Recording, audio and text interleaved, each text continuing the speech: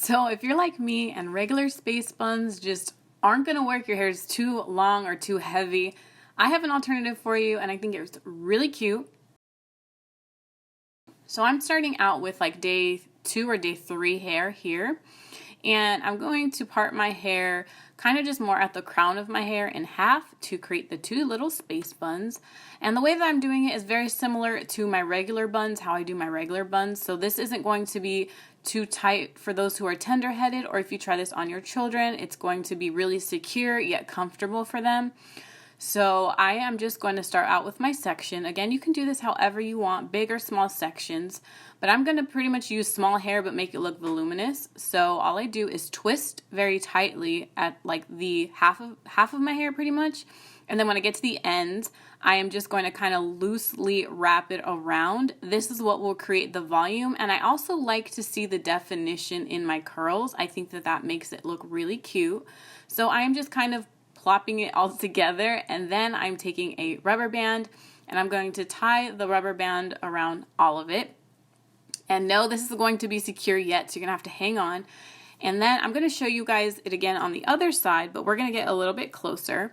So again, taking the section however large, small you want to do it, I'm gonna take the section first, and then I'm going to start twisting it.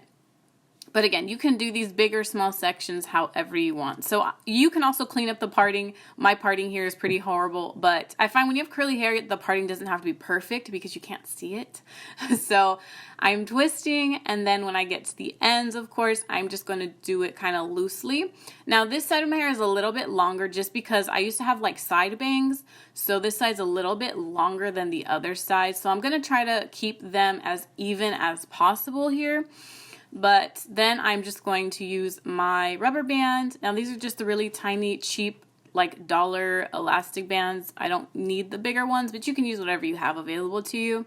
Then I'm going to use some bobby pins to secure it. And this is my trick. This is great because it doesn't hurt, it's not too tight, and yet it's really secure. Also great for children who like to play. So I really like to do this on my buns. And then if you want, you can totally get creative here and add some accessories. I'm just showing you, these are some colored bobby pins. You can also just paint your bobby pins with some nail polish if you'd like. These ones I found at my beauty supply store that came in different colors. So if you want, you can totally get creative here.